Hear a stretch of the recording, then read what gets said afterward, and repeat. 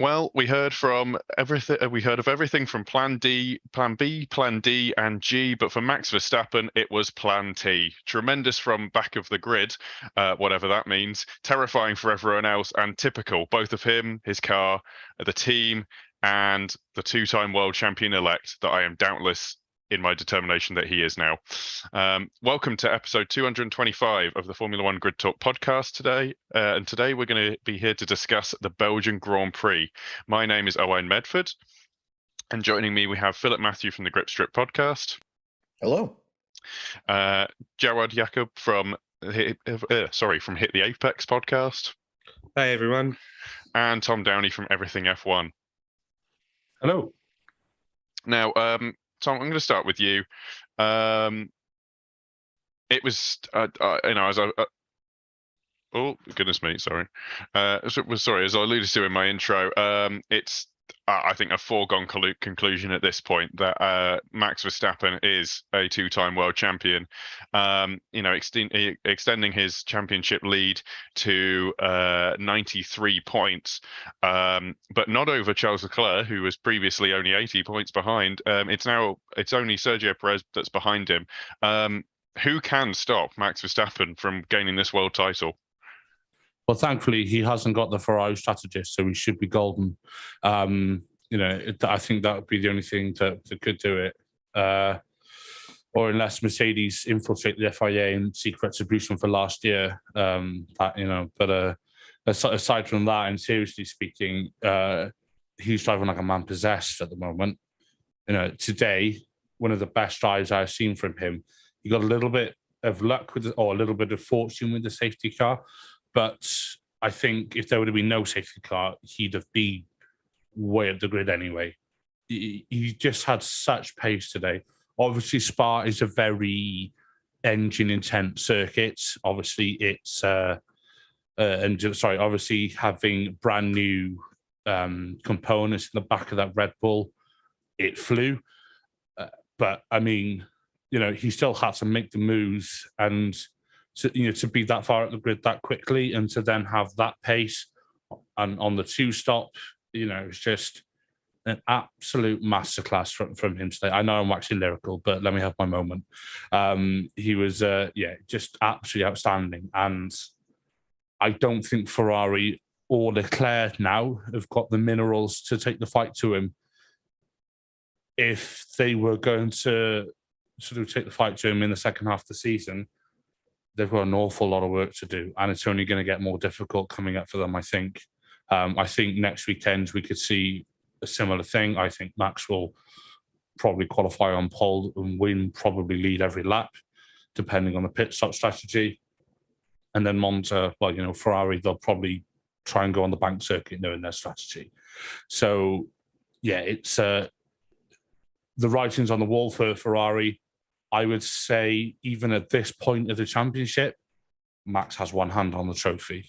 I know we said this last year after Cota, we said this, but he is driving like a true champion. And I would argue that the way he's driving at the moment, he is the best driver on the grid. I'm not saying like the best sort of like ever, but the form he's in at the moment compared to the other names, in my opinion, obviously going to be slightly biased. I think it's hard to argue that he's not currently the best driver on the grid. Yeah, I honestly wouldn't disagree. I was honestly, when I was writing the intro, I was trying to work in some way with Plan T and being on a different planet, because that's where he seems to be. Jared, we have behind him in basically every metric, both today and in the championship, is Sergio Perez. Quite impressive, I would say, bearing in mind that he managed to sort of not go backwards, apart from obviously Verstappen, when everyone else seemed to. What would you put that down to? Just keeping it all together, and it was quite important, like you said, for the championship for Perez today. And yeah, like I've had this feeling coming out of the mid-season break that we're going to kind of replicate the 2011 season with Verstappen winning, of course, by such a margin, but that would require also Red Bull to take 1-2 in the championship. So Perez got the points he needed to today to move back into second. He, pace-wise, was faster than the other cars. Couldn't match his teammate, but who would have expected that anyway? And it was a bit scary for him at the start because he did get away kind of poorly.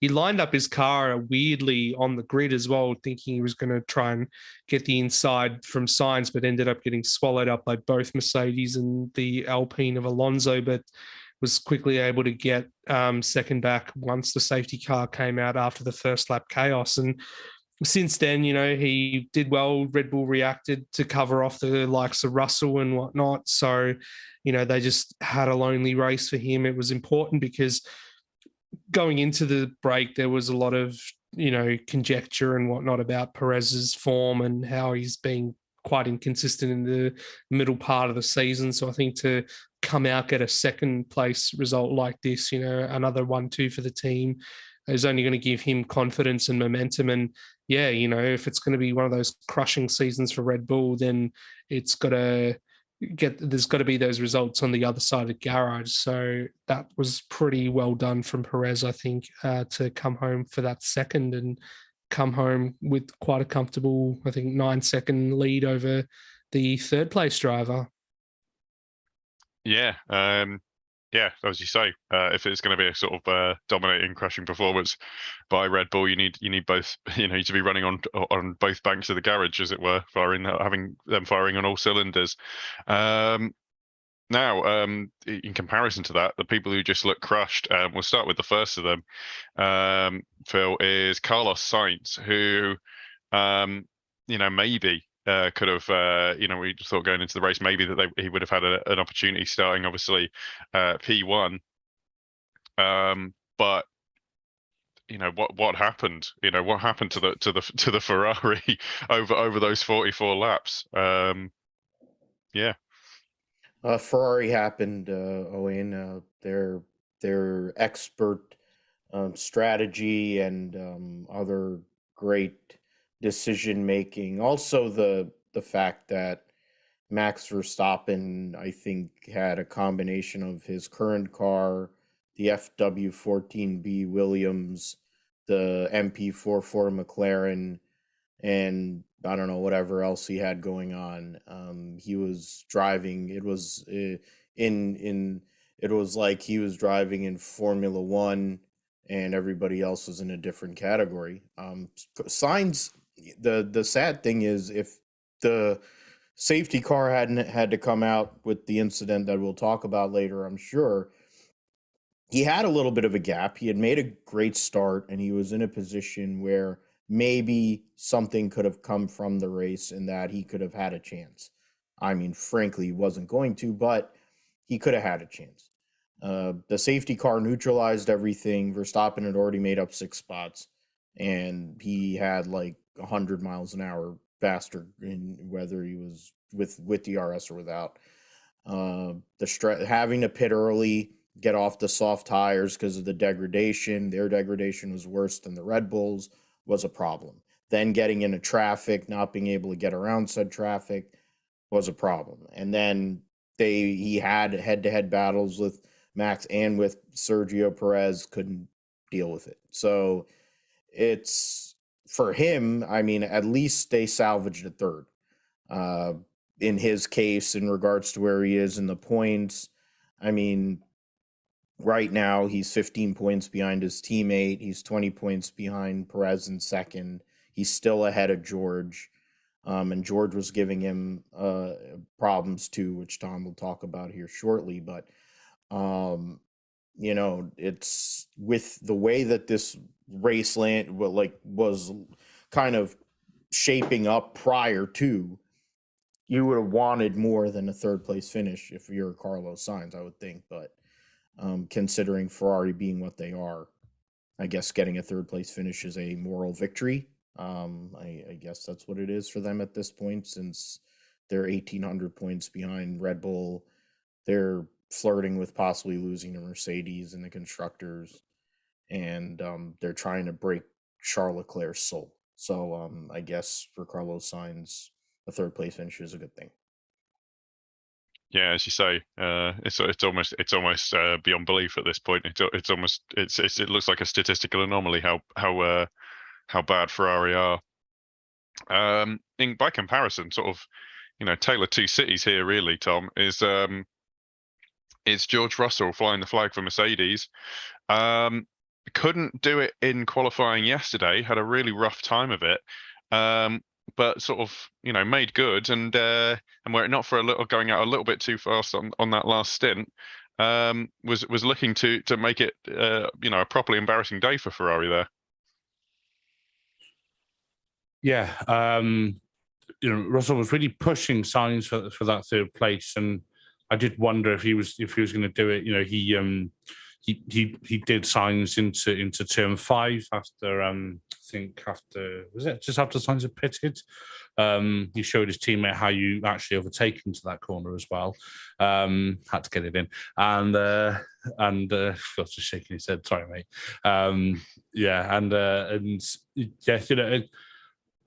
If you'd have backed, it feels weird to say, but if you'd have backed one of the Mercedes this year to do it, you would have backed what's his face, George Russell, sort of based on how the season's gone. But the Merc just didn't have the pace. Obviously, they had a difficult day yesterday.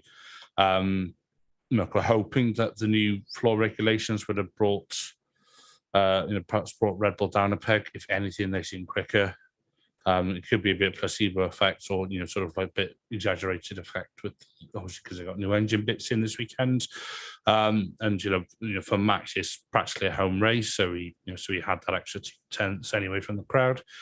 But yeah, Russell, a good race for him. I think P4 was as good as it was going to get. He did well to hold off Leclerc, although Ferrari did #Ferrari things and sort of helped Russell with that win anyway. I think even once he got into P3 on track, I think he knew it was only a matter of time before Sainz took that place back. The Ferrari is just quicker than a Mercedes. When Ferrari don't blunder the strategy and when the reliability holds up. So yeah, it was a good but probably frustrating day for George Russell. If I was him, I'd be disappointed to not be on the podium, but I wouldn't be too disheartened.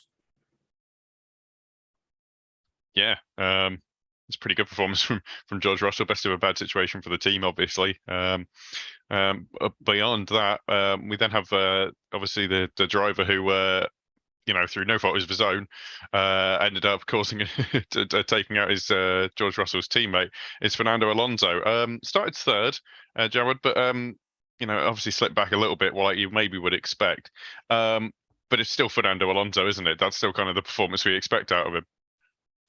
He's really punching back at his team for implying that because of his age, he can't really race anymore or put in those performances. So I think, Alonso is, if anything, as he gets older, he gets more cheekier, and I loved his team radio. I think a lot of people did what he said about Hamilton as well after that incident. So, yeah, I think for them, considering they had quite a few faster cars coming through the field to finish ahead, 6 was probably the best they could do. And then when you look at the team as a collective, Alpine got points again with both cars, and they're kind of building a lead over McLaren now as well in the Constructors' Championship. So he did quite a good job with that. When you look at the deficit to the car ahead, I think it was like 40 seconds or whatever behind Russell. In the end, he finished. So still quite a gap between where they are in the midfield and the top 3 teams. But, to get an extra position at the end is quite comical. And even he was saying as well after the race that Ferrari just have a strange way of doing things. And, it didn't surprise him that they pulled off some things strange in the pit lane to earn themselves a penalty to lose that position. So, but I think it was a good race for Alonso. There's a lot to look forward to with the Alpine lineup. It is sad in a way that we won't get to see him carry on with the team, because I feel like they've been gradually building towards something good. But again, same situation with Ricciardo a couple of years ago. They're going towards the right direction, building towards being competitive, and then, the driver decides to bail. So, have fun driving in the second slowest car at the moment next year, because it's a pretty good car they've got at the moment. Yeah, another promising driver going to a team with another 5-year plan. I just want to say it was surprisingly magnanimous from Alonso when he got into the interviews after the fact. Maybe it was the fact that obviously Lewis Hamilton obviously deferred to him and put the blame solely on himself. But I'm surprised. I'm surprised that was how humble that Fernando Alonso was about that. Now, speaking about Ferrari, as you touched on, it's a bit of an own goal there, Philip, from Leclerc. Obviously, not knowing a lot about what caused that speeding in the pit lane, not exactly when it happened, but bad to worst day when his championship rival is romping away with a victory from the back of the grid, and he's, started only one place behind and ended up 5 places behind. Yeah, I mean, we talked about it on the group chat that when that happened there, that last part, I mean, it wasn't like Leclerc was having a great day to begin with. I mean, he had the tear off go into the brake duct, causing brake fire. So then he had to pit early. Then they had to change his strategy. He was getting stuck in traffic, having to be a part of that DRS train in the second half of the top 10. Then he goes and gets around a guy who's made his career in making strange decisions his whole entire life. So that's kind of convenient how that worked out. And he still lost out to him. And then, I mean, it's just unbelievable with Ferrari. And Charles Leclerc, you just sit there. It's like at some point he has to wonder, and so does Carlos Sainz. I'm like, who the heck? What are these people doing? I mean, what is their game plan? It's like it's not a video. It's not. We're not playing F1 22. We're not playing F1 Manager that just came out.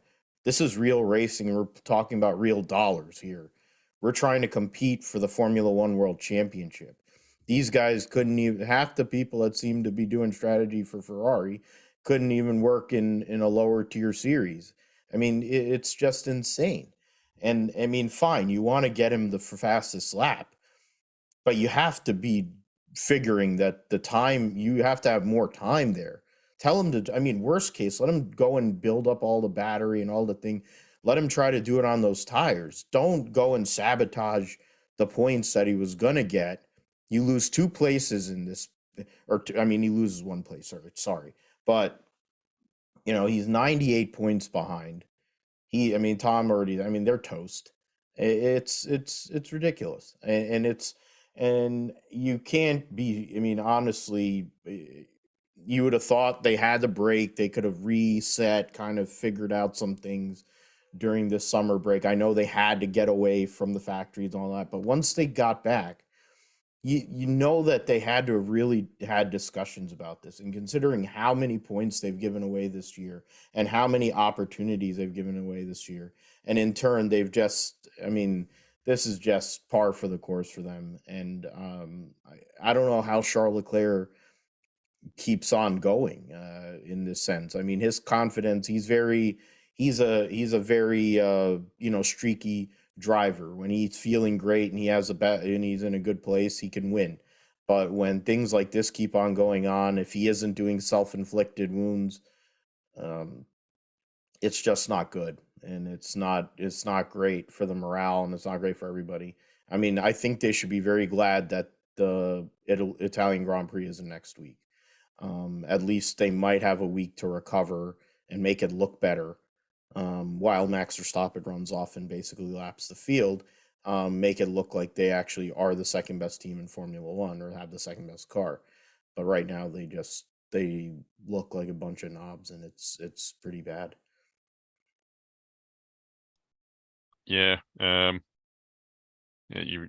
You say about the Italian Grand Prix, it might almost be worth just taking the grid penalty so you can put a fresh engine in Italy and turn that one up. You got to take something from this season because it doesn't. Otherwise, it just doesn't look like they're anywhere close to it. Down at Ferrari. Right.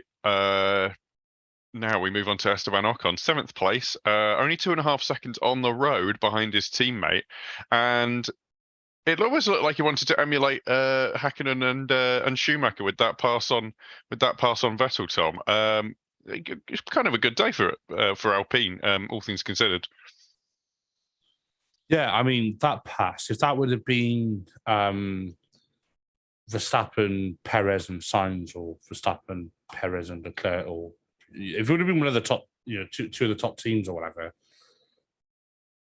especially imagine if it would have been George Russell or Hamilton, the Sky Sports commentators would have probably had a crisis. It was an absolutely scintillating move, very reminiscent of. I'm sure a lot of people saw this or sort of picked up on this reference. Hakkinen on Schumacher in, I think it was 2000, with Zonta in the way. I mean, he basically channeled his inner Verstappen, and I'm not talking Brazil 2018, where he where he started towards the back of the grid, actually yeeted his way into the points. Really good race for him. He said in his when Martin Brundle caught him on the on Brundle's grid walk before the race started that he was hoping to get into the points. Boy, did he!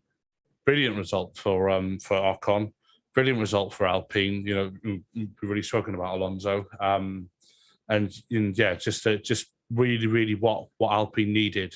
They should be well ahead of McLaren now in the constructors, Ocon drove a really sort of mature, sensible race. I think Sophia said yesterday that Ocon is.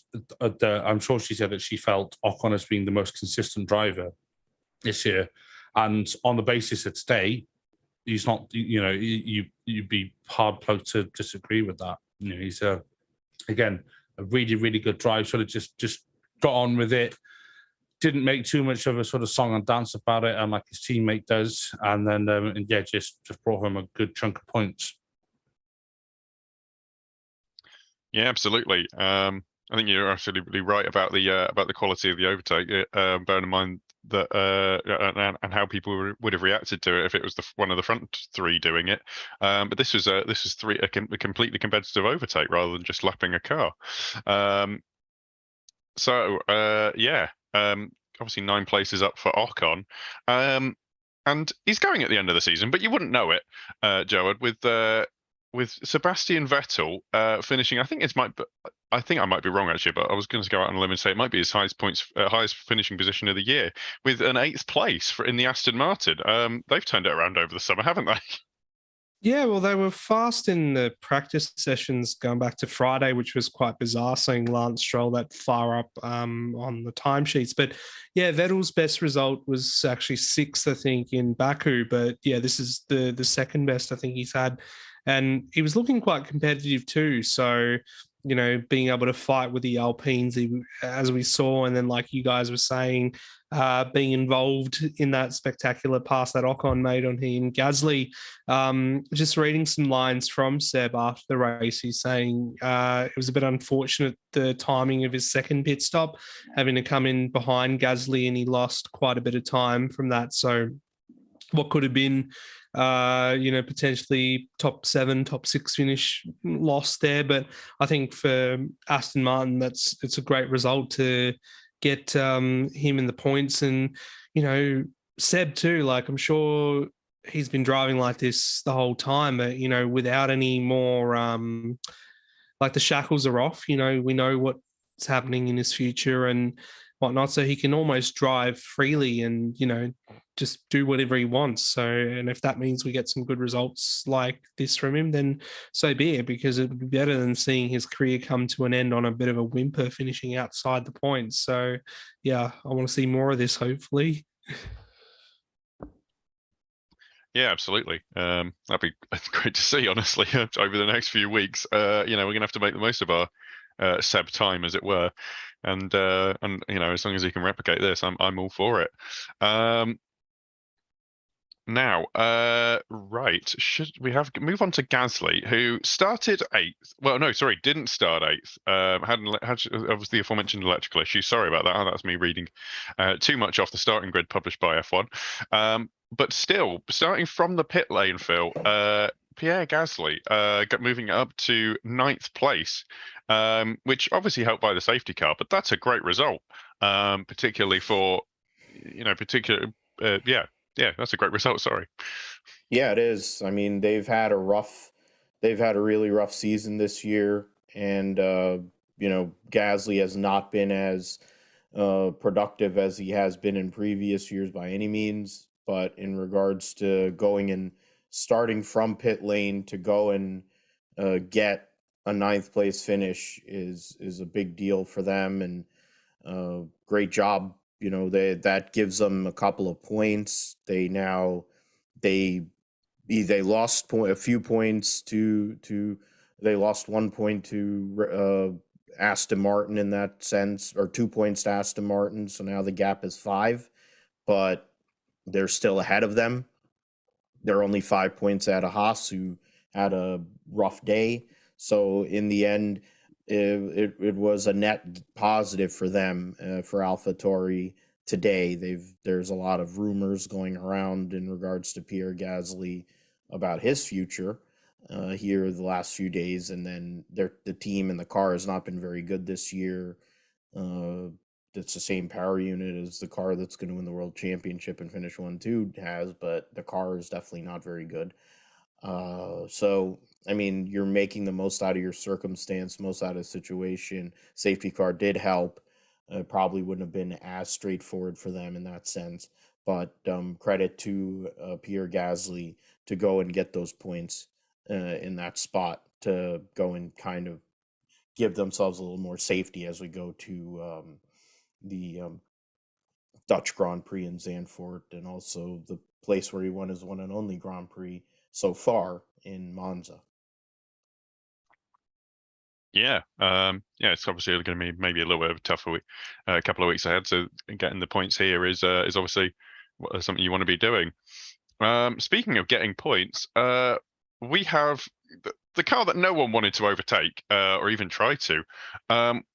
We have Albon in 10th place, Tom. Is Albon sort of a man reborn at this point after the break, or is this more car dependent than we sort of really think about? No, I think I think there's just been a really good showing from Albon. He's obviously well rested after the summer break. He looks more comfortable in the Williams, probably because he doesn't have that pressure that he had when he was in the second Red Bull seat. He wasn't under constant scrutiny. Also, now that he knows he's got a multi-year deal with Williams, he knows that his future is a bit more assured, obviously provided he doesn't have a catastrophic race, because as we saw with Danny Rick, contracts can be broken. I'd say he's pretty settled. He's doing really well as well, given the Williams is probably the worst car on the grid, tied with that of the Aston. But you would have to say the Williams. He had a really good race. He has really good sort of, not so much wheel battles, but he's defending his position really well. He really hung on. His teammate helped as well somehow from P18. Thankfully, he didn't get above P5, so my hair stays intact. If anybody listening yesterday will know what I mean. This is what, the third time Albon scored points this year, if not fourth, because he got points in Australia. He obviously got that P10. I think he got P9 in Miami, or am I making that up? I've got a feeling it's Miami. Anyway, the point being, no pun intended, that this is the third or fourth time he scored points this season in the worst car on the grid. I hope he can sort of carry this form, carry that qualifying pace from yesterday, because that Williams looked pretty tasty in qualifying. I don't know what it was. Maybe it was the altitude or something. I don't know. It was just looking really, really good.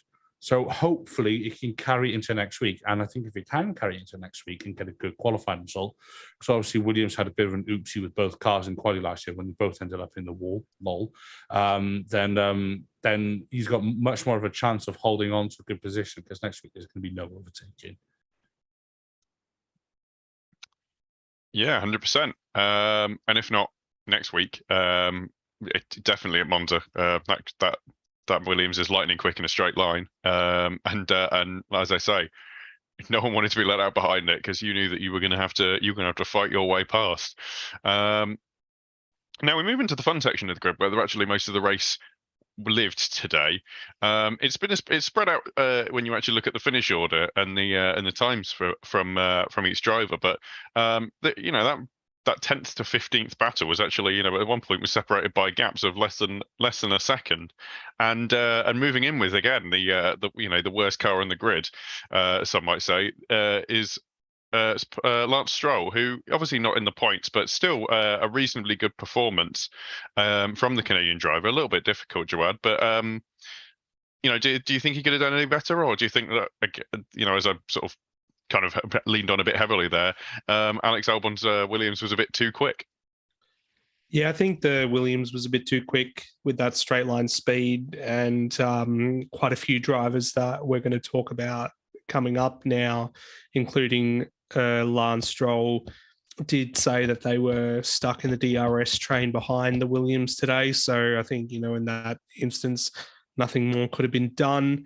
He did start the race 9th, so lost a few positions there, and missed the opportunity for Aston Martin to score double points. I think it would have been first time this season they've scored double points. I'm not sure if that's correct or not, but they did all they could, and it's just a difficult one at the end for him and the guys behind him. But it just shows you how good the Williams was set up for this track compared to Aston, who kind of showed their hand on Friday in the practice sessions. But then, the Williams switched it on during qualifying, and then in the race too, apparently, here. So, it's Stroll doing Stroll things, I guess. Yeah, more like a stroll in the park, stroll in the woods. Sorry, for Lance Stroll there. In 12th place, just behind that, obviously we then have Lando Norris. Phil, do you think the McLaren is a sort of a bit off the pace there in where it's finished, or do you think there was sort of more potential in the car that they've just not been able to unlock? Bearing in mind they've been sort of going backwards this season.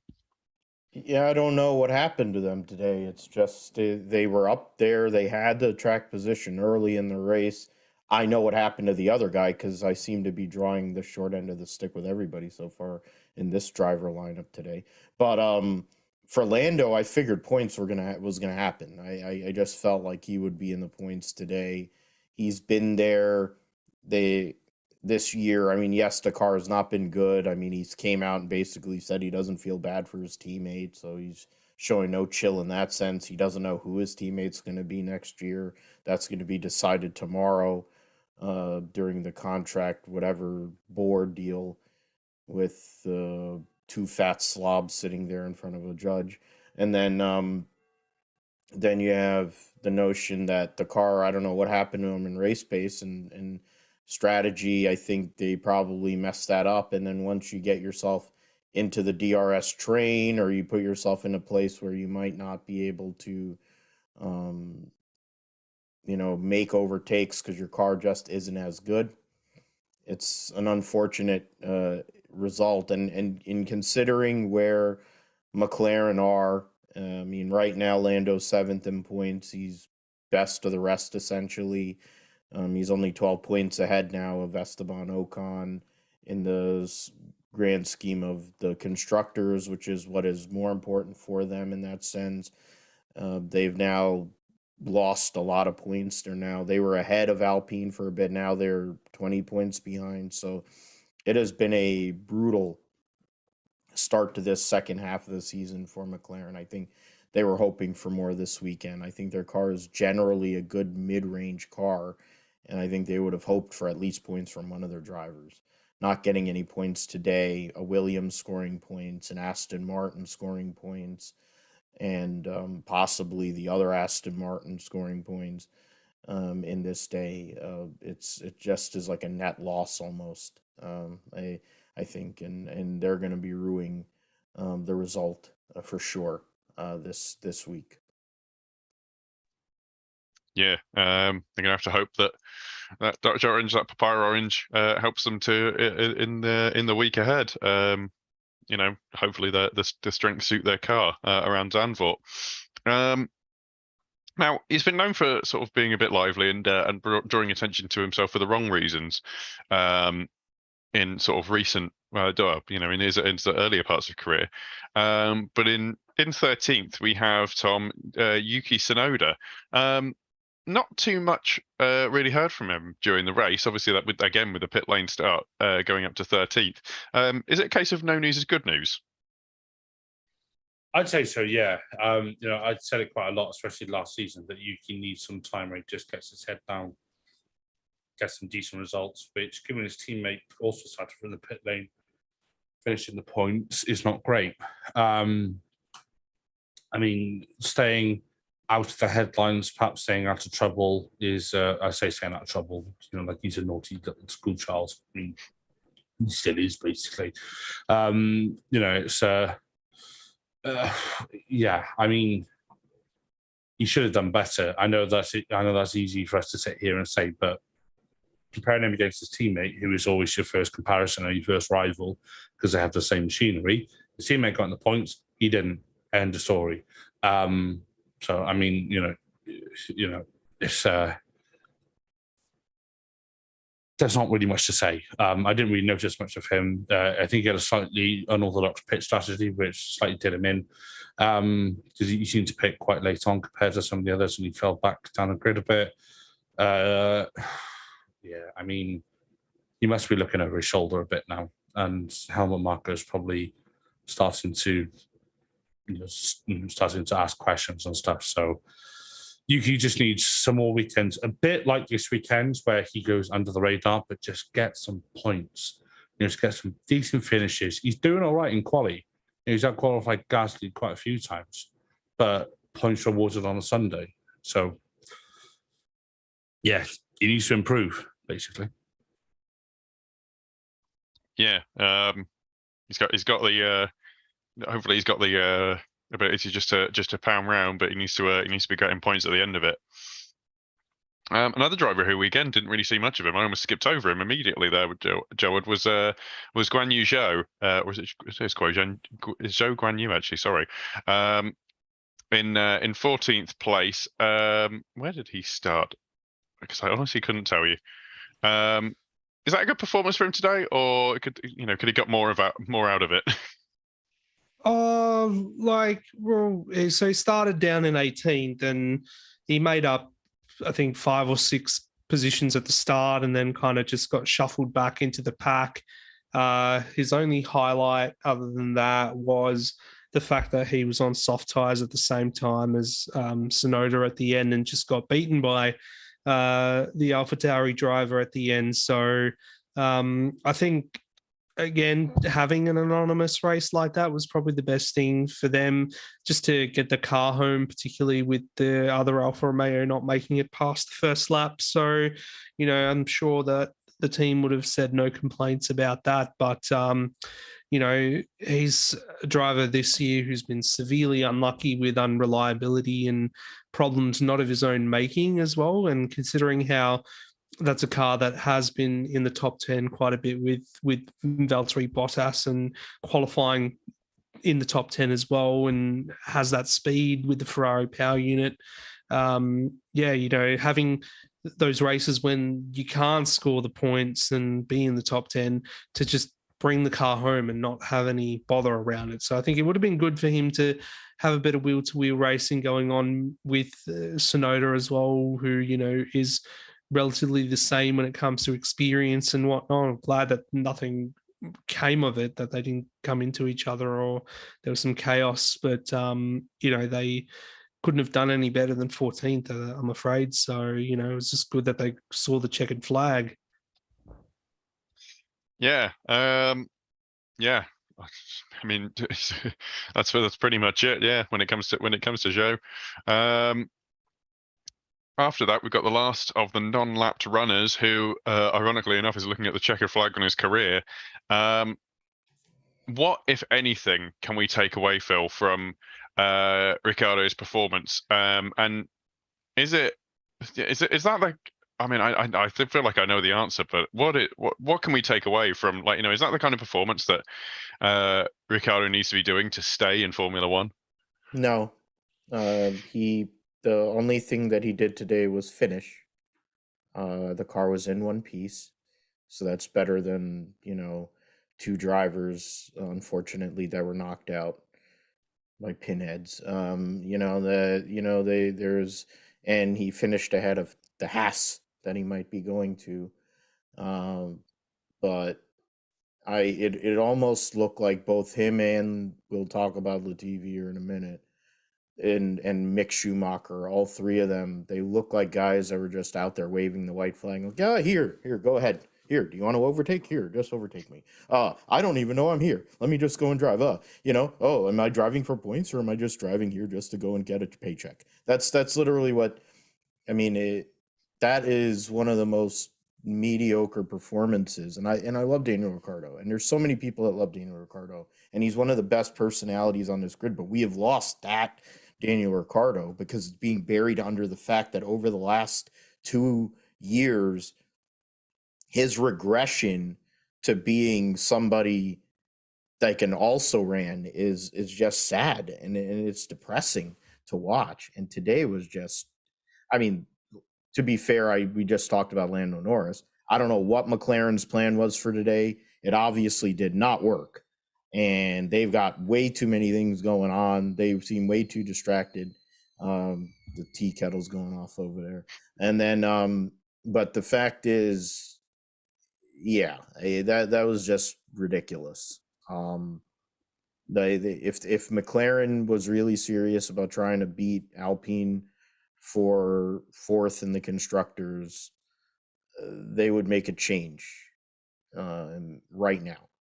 They say they want to run out the rest of the year with Daniel Ricciardo. I get that. Daniel Ricciardo says he wants to finish out the year and all that. I think today was just a microcosm of what that relationship has been.